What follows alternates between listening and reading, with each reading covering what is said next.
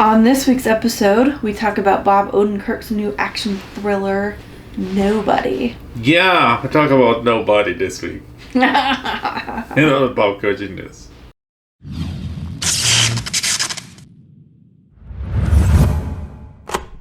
Okay, this is your alert of spoilers to come.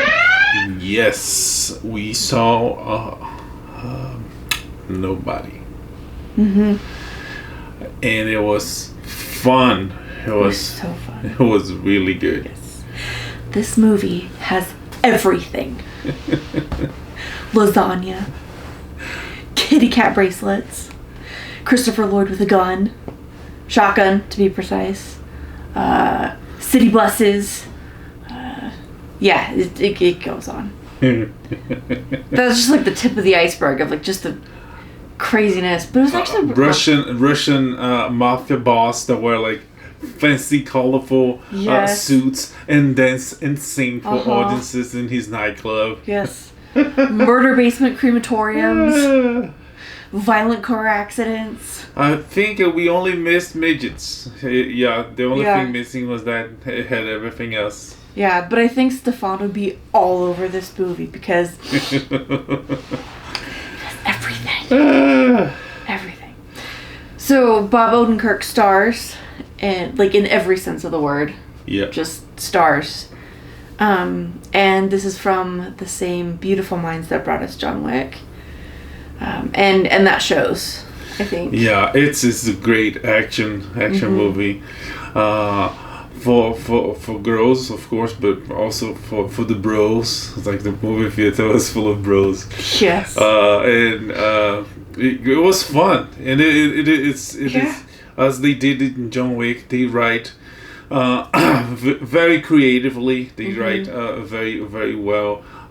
This type of movies, they create this narrative universes that go beyond what we see on the screen, and they do it in very very very smart ways. They don't have to go and recap or let me sit here and tell you what's going on. No, it's like they nuance the past, they give hints about the past. And it works. It works really well. I worked with the John Wick trilogy, soon to be for 4logy, whatever they call. And it works with Nobody. In this movie, starred by Bob Odenkirk, famously for, among other things, Better Call Saul, Breaking Bad, but he did like a lot. Yeah. In this one, he is unsuspectful. No, he does suspect. No. He is. Nobody would suspect that he is. So he's an accountant for a family company that does what they do. So he's an accountant for his father-in-law's company, and it just says like it's a manufacturing. So. But what they do, because there's like the bulletproof glass there. Yeah, they don't ever really say. It's just kind of a vague something. They do metal manufacturing. And they make and stuff. Glass. Yeah, we don't know. Anyways, so he works for this company, and the movie goes through and show his routine. It's like every day he wakes up, takes the bus to go to work, and he does his accounting thing. Yep. He works out. He misses the garbage pickup. Yeah. It has the routine with the family, which is not great. Yeah. The wife has pillows down the middle of the bed. Connie Nielsen portrays the wife. Yes. Queen Hippolyta. And so they show his routine, but the routine is broken by a couple of criminals that break into his house in the middle of the night. Two low criminals that want cash, want money, they're desperate. And when they get in, Odenkirk says, what's his character's name? Hutch Manson. Yeah. Something like that? Mansell. Yeah. So Hutch goes, to respond. So they pull a gun on him, and then he's like, okay, get the money and get out. But then his kid jumped the one of the criminals, and he grabs a golf club and is ready to beat the crap out of the other criminal. But then he stops. Yeah, there's more to it. We don't know why, but so he stops, and then the criminals run away, and the police comes, get the reports, the routine. But then Hutch affects Hutch deeply, especially because everybody says, you could take them. Why didn't you? And especially his son. His son is just mad outright that his dad didn't take down these bad guys. And his wife doesn't say it outright, but it's like pretty heavily implied. Like she's disappointed. And this like just eats away at him. Yeah. So he goes back to work. He's go back to his routine, and then there's interactions between him and his boss, father-in-law, whom he wants to buy the company from, and he also interacts with his brother-in-law, who gives him a gun, protect my sister. He did this. And then he goes back home, and in the interactions with his family, his little girl asks where is her kitty cat bracelet. And she said, last time I saw it, it was here. And it was exactly the place where the criminals grabbed the money that night. So, and that's like enough. He doesn't say it, but we see... He just walks out the door. Yeah, he goes down the basement, closes the door, and slams the door and goes down. And then he goes visit his father in a home, what do you call it? Nursing home. And he had visited his father too during the routine part of the movie. And his father, portrayed by the great Christopher Lloyd, he's there watching cowboy movies and eating microwave food. Anyways, he goes back there, and then we find out that the father was FBI. So he grabs the father ID, gun, his badge, his gun, ammunition, and jacket. So, okay, he can go to investigate to find out who was the punks that stole his daughter's cat bracelet. And then he goes to tattoo parlors because he saw a tattoo in one of the criminals, and he goes to every single one. And then comes the first scene that was like beautifully comedically smart a scene. When he goes there, he shows the IDs, like FBI agent Menso, and I need information. And then one of the guys that's sitting there's like, too bad, dude, this ID is old, and it's expired, and the person don't even look like you. And he was like, okay. And he pulled money. And when he pulls the money, the guy, everybody in the parlor, there's like 4 big guys there. Big guys, baseball bats, brass knuckles, real charming people. Yeah, they're about to go and hit him. It's like, I don't know if you know, but there's 3 kind of people in the world. One that pulls the money, one that, I can't remember one that... I don't remember. He basically says like there's 3 kind of people who wave around money like this, and it's like people who are like powerful people. Anyway, it's a great line. Too dumb, or people that are waiting. Yes, people who are too dumb. Or people that are waiting for you guys to react like you're gonna react and try to get the money. And when he pulls the money up, we see a tattoo, and that's why I think it's really really interesting, clever about the way these guys write. We see this tattoo, which. For me, it doesn't mean anything. It might mean something. Maybe on that narrative universe means something. But once it does, we see two. It's like 2 playing cards. 2 playing cards. I think it's a 2 and an ace. I can't remember. I think so. Something like that. And the guy, one of the guys, sees that, and he's like, "This guy's a Vietnam vet." Yes. Yeah. And he sees that, and he was like, "Oh, I'm very stylish." John Wick moment, you know, like, Yeah. oh, it's like, thank you for your service. He leaves the room, go behind the door, and then we hear It's like 6 locks. locking the door. It was And then he looks like, through this peephole and it shuts closed. it, It was yeah. like, wow, that's hilarious. yeah. And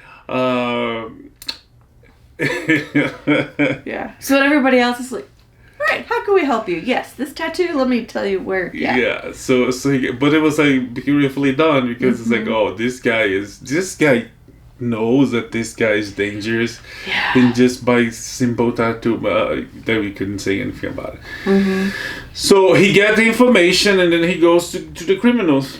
He does. He finds their house, and so we see them. We see the wife is making, she's heating up like some instant ramen for dinner. She calls her husband. He walks into the room, and then out of the shadows comes Hutch, and we hear them chatting like, oh, this food is so cheap, but oh, the company's great. Oh, I love you so much. And then he walks in and is like, where's the GD kitty cat bracelet? Yeah. Like, we don't know. He's like, here's the watch.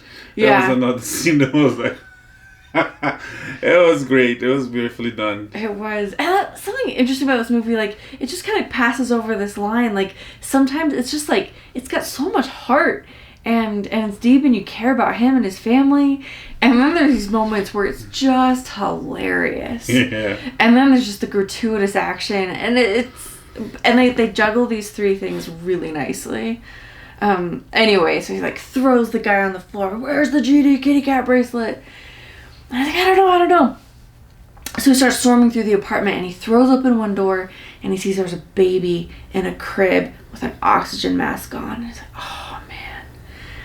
And he leaves. And he leaves. He's like, he's done. He's like, yeah. And that's one thing that he says there, and it comes back at the end of the movie.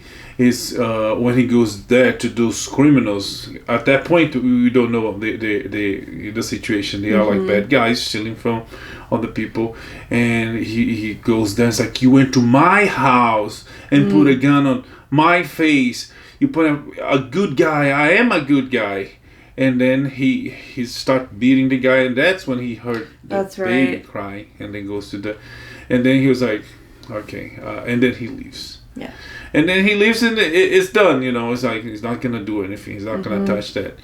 But he takes the bus, and that line it's beautiful. Is the other thing I really liked is like when God closes the door, yes, he opens another one, right? Yeah. And so he's in the bus, and there's a car that drives really fast by the bus and hit a block gigantic piece of what they call those, like they hit like a cement barrier. Yeah. And these guys are like high and crazy to get out of the car.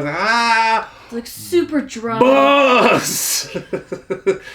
And then it was come the phrase when God opens the door, when he closes the door, he opens a new one.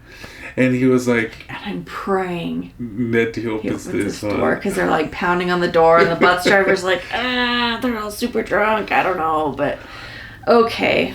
So they get in, and they completely ignore the bus driver that are not to drink, and all the rules. Some of the people in the bus leave, so the only 2 people that stay in the bus is Hutch and a young woman, and he's like, he kind of smile, because like, okay.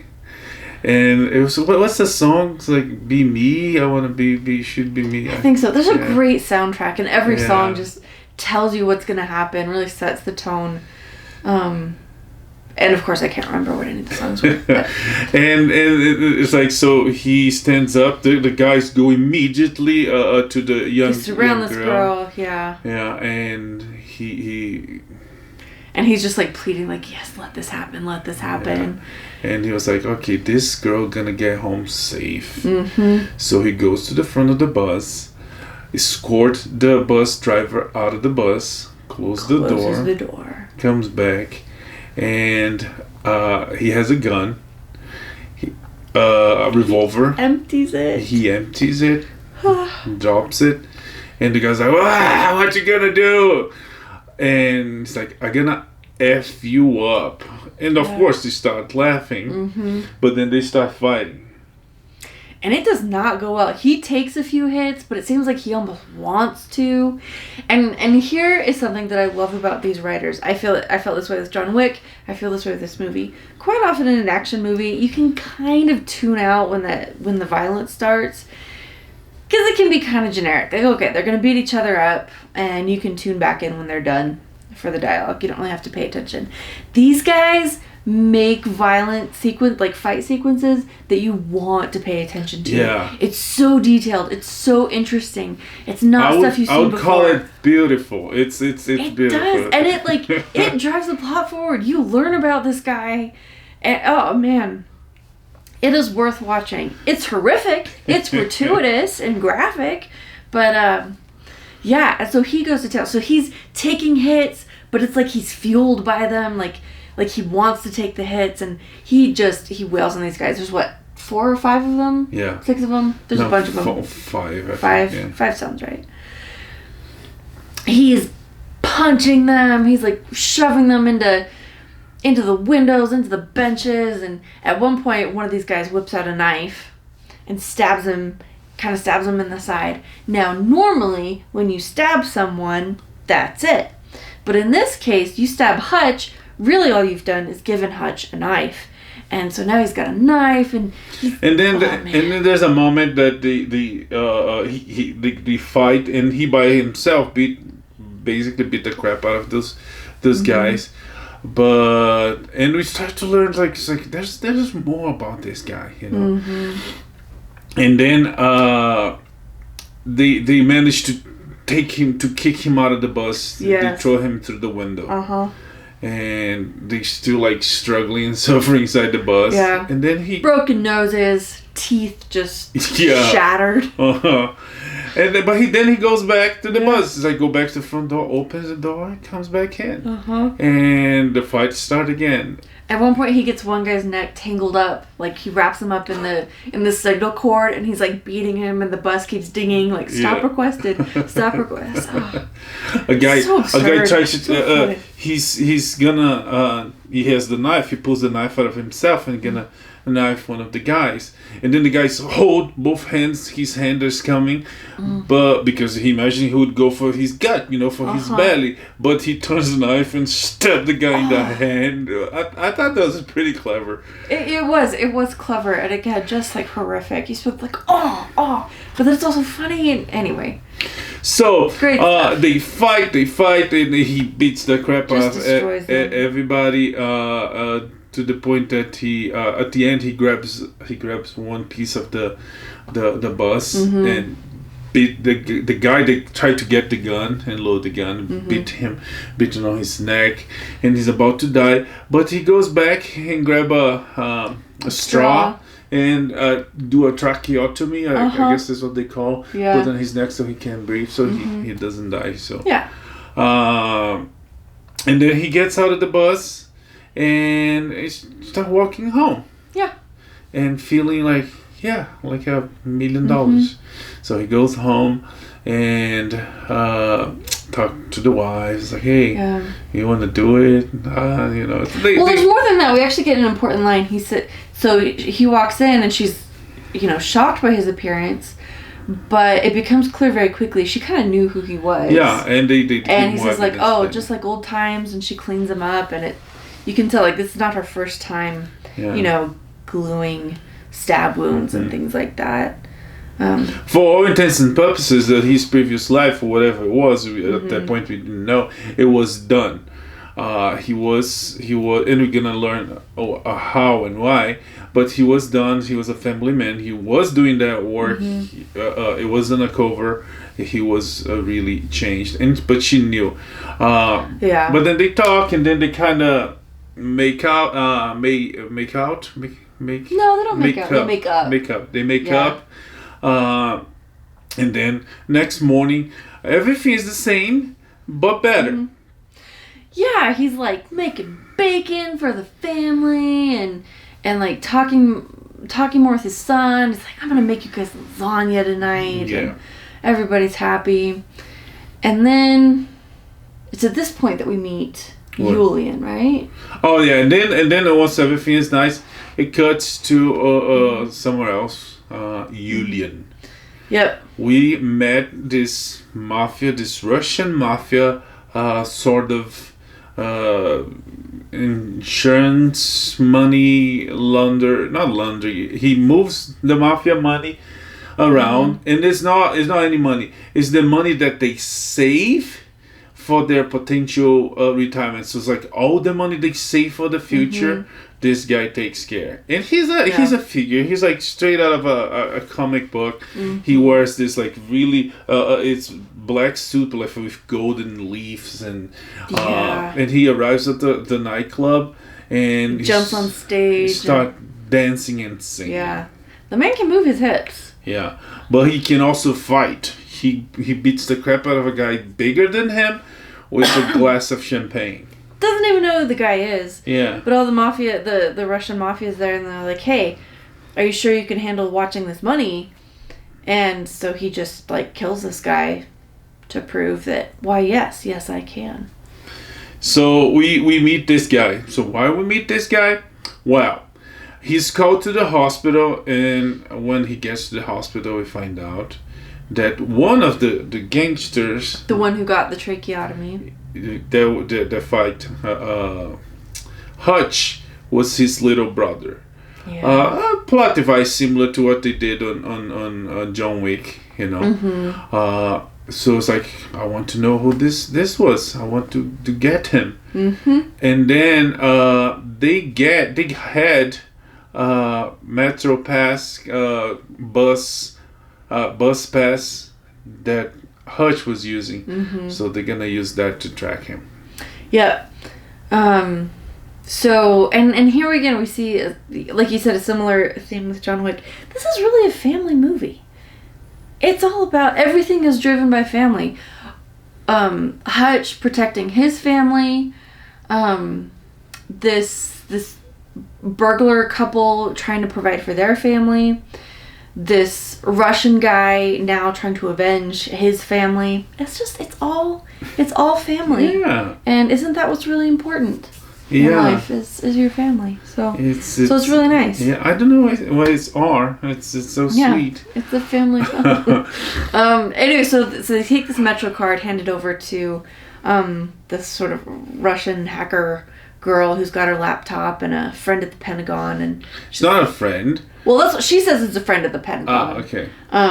But no, she's got some pretty explicit photographs of this guy who works at the Pentagon, and so she hacks into his computer. It pops up on a screen. Tell me everything you can about Hutch. What was this? Hutch Mansell.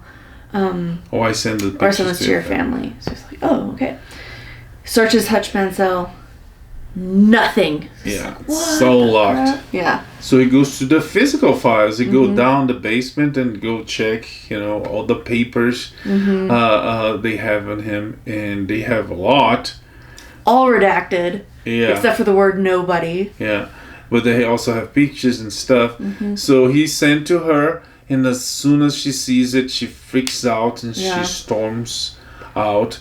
And it's like, oh, here it is. You don't even have to pay me. I'm out. And runs. Boom. And basically the photograph is basically him and like a bunch of bodies. Bodies and body bags. So many. Yeah. And it's simple. We know this guy. It's big deal. So that doesn't stop the mafia boss. They're gonna go after him, and he's gonna go after him like big time. And first he sent a group to his house, and then another beautiful fight sequence. And they failed because he sent the family down the basement and tell them, don't call 911. Kisses his wife for the first time in ages. Yeah. She likes it. He locks. It turns out that the basement was a panic room. He locks the basement and go and beat the crap out of the guys. And, like, beautiful it's like a ballet of violence. It's beautiful. It's funny, and so beat the crap out of those. They get him at the end, put him in the car, take him out, but he end up escaping, and everybody else dies.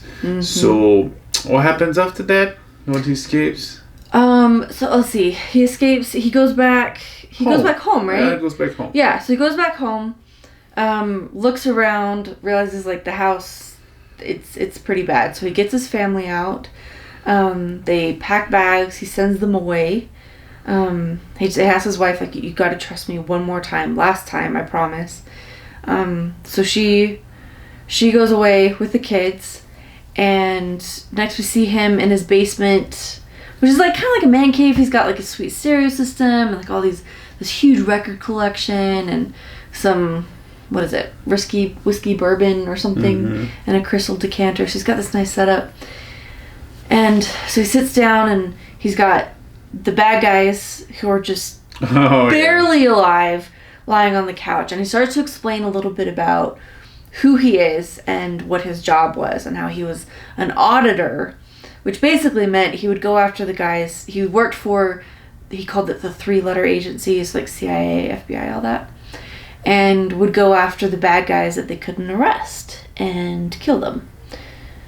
And he talked about how he changed his life, and I was like, you know what, I really want a family. And well, no. Sorry. What happens is like one of his missions, he get this guy that is stealing from, I can't remember who military base, from the military, and the guy like cries and pledges him, please, and gives some explanations. I'll never do that again. I changed my life. And it's like, okay, this once. I'll let you go if you promise you're not gonna do this again. And the guy moves out, and they lose contact, of course. But like years later, he found the same guy in Idaho. Yeah. With a family, with 3 kids, 2 kids and 1 coming, and he changed his life, you know. And he was like, and more than that, he was happy. Yeah, and he's like, I want that. So that's when he decides to get out. Yeah, and everything had been going great, and then these guys ruined everything, and so he like halfway through the story, he looks up and realizes everybody's dead. So he says he had a secret stash of money, gold. He gets everything, burn the house, and he starts his plan to retaliate, to protect himself. The family is gone, the house is burned. He goes to his father-in-law, buy the company, prepare the company with a lot of traps, a la Home Alone for adults. I was gonna say more Rambo, but yeah, well, like Rambo meets Home Alone. Yeah, but you mean this new Rambo or the original one? Yeah, the original one. Oh, okay. How he fills the woods with. Yeah, but I mean, but Rambo was like in the woods. He didn't have much stuff. Yeah, so I'm saying Rambo meets Home Alone. Oh, Rambo meets. Yeah. Okay, so anyway, and so he prepared the whole place, and he goes. He warns his dad what's going on. Warns his dad, and his dad is like, he has like very few lines in the beginning, and he's like, there's one when he first gonna get the criminals. His father's like, yeah, you gotta do what you gotta do, or something like that. And then this time when he calls and he warns him, he's like, okay, and hangs. Yeah. So he warns his father. Really well done, because soon enough the criminals come to kill his father, and his father destroyed them with shotguns. It's beautiful. It's a really, I would say, like top 5 moment for Christopher Lloyd, and he's had some iconic roles over the years, but this one, this is great. This is no retired nursing home resident to be underestimated. No, he still got it. So and then he goes and destroy all the Russian money, all of it burns. And goes to the nightclub, meet the bad guy with a Claymore landmine, and he tells the bad guy, send all your goons away, let's talk. And then they start talking. It's like, hey, don't you want to get out of this? Let's all get out of this. Yeah. What's we can done? end it. What's done is done, and everybody wins. Okay? Yeah. And he leaves the nightclub and goes to the car, and then as he sits in the car, it's like hoping that the bad guy is like will make the wrong choice, and the bad guy. And he does. So he starts driving. He runs away and takes them to the company that is ready with straps for the occasion. When he gets there, it's an occasion, isn't it? When he gets there, his father's there and his brother's there. We're not got into his brother much, but he has a brother that is hiding. Also, we don't know. It's I love this, this untold details. Yeah. But you can figure it out. You can complete the lacunes, or you can. In the future they might do something, but it's not important. The mystery, it helps builds up on the what we know. What we don't know, it doesn't really matter. So, but there's the brother that is hiding for we don't know why, and he comes to help. So is his father, and all three, it's like destroy all the bad guys beautifully. Oh, yeah. His dad is loving it. He's like, retirement sucks. This is amazing. Yeah, he has like several shotguns on him. He's just like dangling, draped. He's ensconced in shotguns, and at one point they're like all three back to back, and they're just like, "This is the live." Yeah, he looks so happy. Again, top 5 for Christopher Lloyd. Yeah. So they basically take care of every single one of them, but the big boss, of course, Julian, for the end, and they're out of ammo. They're out of booby traps. It's the end. Yeah. So and the bad guy shot the brother on the arm. So they get down behind the something to take over, and one of those cliches, those things that happen in the movies. Yeah. They all out of ammo, and it's like, oh, what's he gonna do? And then he grabs a claymore that he has, and to prove how confident he is, he's carrying a claymore inside his jacket by his chest. So if he's shot in a firefight, if he's shot there, it's over. But he's okay. Yeah. So he gets the claymore and might put behind big piece of like plexiglass or something. Yeah, bulletproof glass, and he runs towards the bad guy that is shooting. Pa pa pa pa. And he pulls the pin, and the thing explodes against the bad guy, but he's protected by the glass, and the bad guy burns, and they win.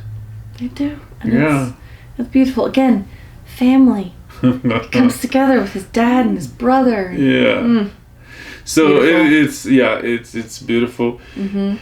And that's it. He goes back. It cuts for to the future. He's looking for a new house with the family. When someone calls the real estate agent and says, "Oh, it's for you," he picks up the phone. He doesn't say anything, or says, "Okay." Yeah. Thanks, give back to her, and they ask if the house has a basement. Yeah, and so you see, like, he's fixing with his wife. Yeah, it's great. And there's a post-credit scene where the brother and the father are moving in with a they're in an RV full of guns. Yeah, and it's they could do a sequel or a spin-off for the brother, for the father. Either way, Yeah. Yeah. The brother's RZA. He'd been in action movies. In this one, he barely shows up. We listen to him through the radio most times, and he just show up at the end. So who knows? Maybe there's plans for the future. Or not. Either way, it's great. It's great fun. It's Yeah. So solid family values. Family messages. And with all the stories, action all the time is almost non-stop. It's so entertaining. Yeah. Yeah. It's like you can't blink because you're gonna miss some. Yeah, you'll miss some gem. It was a blast. I really enjoyed it. A blast, like, literally. Anyway. So, Nobody. It's available. It's out there in the theaters everywhere. Or the theaters are available. Yeah. It's big fun. The trailer showed that there was fun. Yeah. And I was afraid that the trailer was giving too much, and actually. they do a really good job on what they tell is important, but what they don't tell, it doesn't hurt. If anything, helps, because it's like, makes your mind, it's like, wow, what's going on? It's really good. Yeah, it's the same thing they did on John Wick trilogy. In the first one, they created this narrative universe, this society, this hidden secret society of assassins that live very fancy ways of life in big hotels, and have secret currency and the code and stuff like that. Yeah. On one movie, and then it turned into 3. It's soon to be 4. In this one, they create a story that goes beyond what we see on the screen. And yeah, it was great. I super enjoyed it. I will happily watch it again. And let's go check it out. Nobody. Yeah, that's it. All right. Some fun trailers this week. One that we're going to talk about. So Netflix is, in about a month, they're releasing a new series called Jupiter's Legacy. It's going to have 8 episodes, and the big name is Josh Duhamel. And it's based on a comic book by Mark Miller. There was the big comic book name. He worked for Marvel, he worked for DC, but he did he's like his own stuff, like Kick-Ass, Kingsman, and among other things. What he does is fun. What he does is good, and this one it's not different, and it's gonna become a show for Netflix. Yeah, so it's kind of a mini series, 8 episodes. Yeah. For now, and I mean, maybe they're going for the HBO modus operandi, and do short, but short but impactful. Yeah.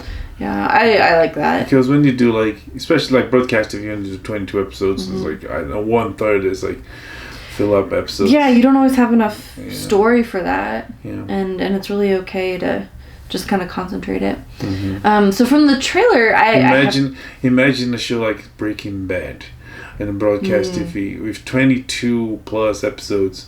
They'll be like, on this week's episode, Walter White's gonna take his son to a piano recital. They would have to. No, you tell the story as you should tell the story. Yeah. If it needs to be long, as we learned from Snyder Cut, or Lord of the Rings, or the long movies, it has to be long. But if it doesn't have to be long, don't make it long. Yeah, and it'd be nice to see audiences be more okay with that. American audiences, anyway, because they do that in the UK all the time. Yeah. Oh yeah, it's like BBC specials. Yeah, they're kind of notorious for that. Yeah. Oh no, I was saying the shorter seasons. Oh, the shorter seasons. Oh, so shorter they do runs both. For shows. Yeah. But shorter runs for shows too. This is all we have that's good, so we'll do that, and then we'll move on with our lives. Yeah. But again, I guess it's relative. What they did at The Office, in they did what they call 3 seasons. There was a half of an American season, and it became 10 seasons. And it was, if it's for entertain, for laughs, sure, you can stand. But yeah, it's all about the story. Yeah. And this one is about. Yeah. So this one, we've got a group of superheroes. And then it looks like they're kids and passing on their legacy, hence the title, Jupiter's Legacy. And their kids have kind of mixed feelings about this and figuring out what their role is and and changing times and all this stuff. So I don't know what else to say beyond it's that. Pretty much it. This is this new generation of heroes. And their uncertainties and their fears and expectations. And the old generation trying to help them with their uncertainties and Yeah. fears. Yeah, it looks really good. Mm-hmm. The trailer has some super special effects and fight scenes. So yeah, it's promising. Yeah, it is. It is. I look forward to that. So that is coming out May 7th on Netflix. Yep.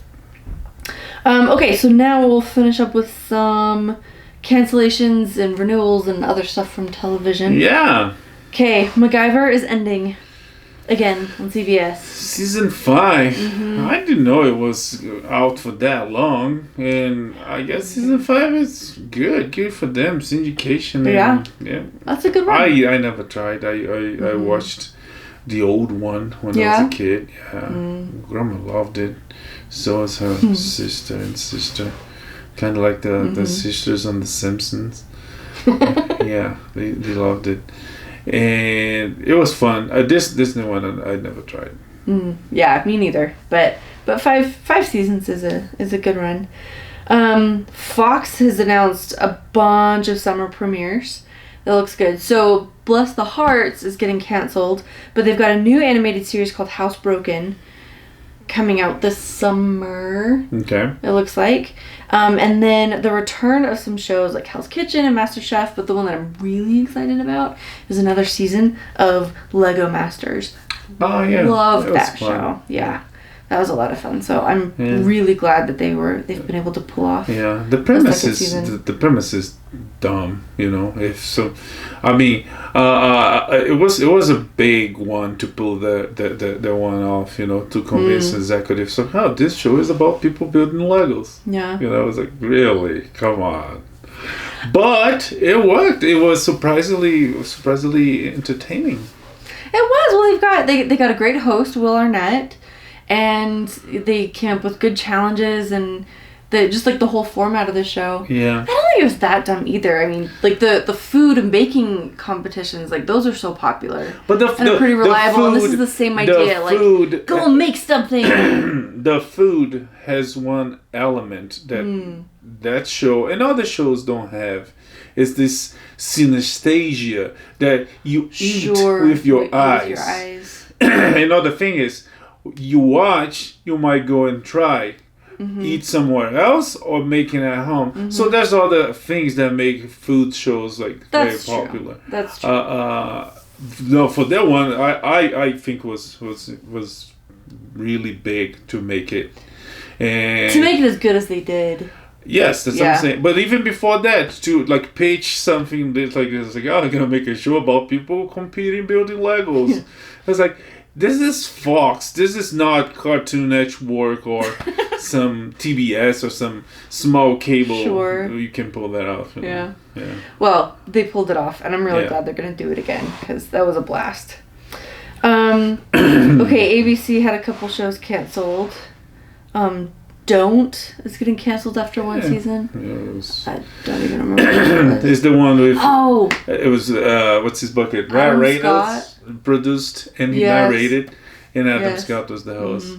It's like we saw a couple episodes, it's like, okay, they're all the same, there's nothing. And no That's true, they did the same challenges over and over. Like, it wasn't the same. It was like, this episode they do a set, next episode they do a different set, but then the following episode would be the same set. Like A-B, as the first, so it got boring pretty quick. Not a surprise. Yeah. But The Hustler's getting renewed. I do want to see The Hustle, especially and most exclusively because it's hosted by his bucket, oh my gosh, Craig Ferguson. Oh, the former host of the Late Late Show, whatever they call it, the Scottishman. Yes. That he used to work for Drew Carey. He was a banana. That's right. Yeah, he's I love memories. It. Okay. Yeah. Well, that sounds fun. All right. Paramount has been very busy, and some things have gotten pushed back, and dates are getting changed, but these movies are still happening. So Top Gun is still happening at some point. Mission Impossible still happening. Oh, they have two. Point. They're working on one, but they're already working on the next one. Huh. Yeah. And who knows? Maybe they have balls. And they're gonna make cliffhanger between Oh, that would be and cool. It's not everybody has the balls to do that. No, but we're working on two of them. With the internet society, we have people's instant gratifications. People needs to see everything on the trailer to make people wait. Like they did more in the past. Recently, they did with the Avengers. Yeah, with Infinity War and Endgame. Yeah, but in the past they did way more. Now Back to the Future 2 and 3. Sure. James Bond's movies. There's a couple. There's one James Bond movie that his wife dies, and it's like that. There's anyways. Wow. And so these days it's not like there's some movies that we saw last couple of years that right close to the end, it seems like they're gonna do that, and then they solved it. We're just like, oh come on, they could make a whole nother movie, but they're gonna make a whole nother movie, but not follow that. Oh well. Yeah. Oh well. There's also still Jackass and a Bee Gees biopic coming out at some point. But everything's getting shuffled and pushed back. Yeah. Still.